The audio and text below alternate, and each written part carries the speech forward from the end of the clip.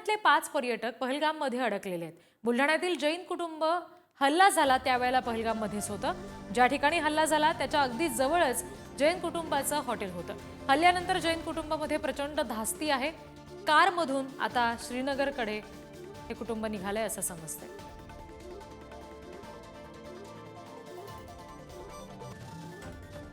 तर बुलढाण्याचे निलेश जैन जे सध्या पहलगाममध्ये अडकून पडलेले आहेत ते आपल्याशी थेट जोडले गेलेले आहेत, त्यांच्याशी आपण बोलूया। निलेशजी, आता तुम्ही नेमकं कुठे आहात? सुखरूप आहात का? नमस्कार. आम्ही आता सध्या श्रीनगरमध्ये आहोत. श्रीनगरला जी। आत्ताच पोहोचलोय आणि श्रीनगरला सिक्स सीझन हॉटेलला आता आम्ही जस्ट पोहोचलो असून तिथे ब्रेकफास्ट घेतोय।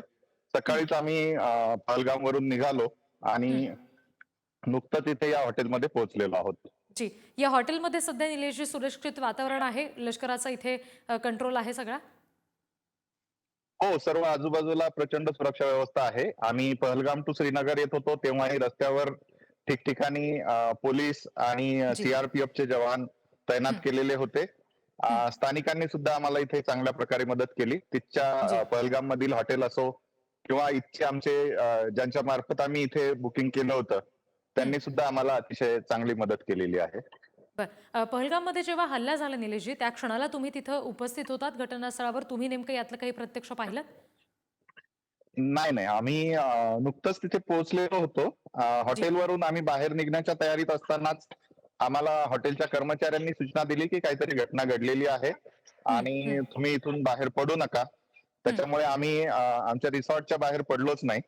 हं. आम्ही तिथेच रिसॉर्टवरच थांबलो आणि नंतर बरं। मग न्यूज जेव्हा लावलं तेव्हा आम्हाला हं. घटनेचं गांभीर्य कळालं। जी। निलेशजी, आता तुमच्यासोबत आणखी तुमचं कुटुंब किंवा इतर कोणी पर्यटक आहेत जे महाराष्ट्रातले आहेत तिथे अडकून पडलेत? हां, माझ्या कुटुंबातील सर्वजण आम्ही इथे आहोत। 5 जण जी। आम्ही गेलो होतो। जी। हे बघा याच्यात दिसतात. सगळे आता अगदी। जस्ट पोहोचून आम्ही इथे ब्रेकफास्ट करतोय। हं, हं. जी। तुमच्या सुरक्षित परत येण्याविषयी काही बोलणं झालेलं आहे का? महाराष्ट्रातून आपल्याशी कोणी संवाद साधलेला आहे का याबाबत? नाही अद्यापपर्यंत तरी तसा संवाद कुणाशी झालेला नाहीये. बरं. आमचं उद्याचं तसं ट्रॅव्हल्सचं बुकिंग आहे, फ्लाईटचं बुकिंग आहे. जी। परंतु इथच्या वातावरणामुळे आजच निघून यावं असं आमचं हे आहे। हां, आमच्यासारखे हां. बरेच पर्यटक इथे अडकलेले आहेत।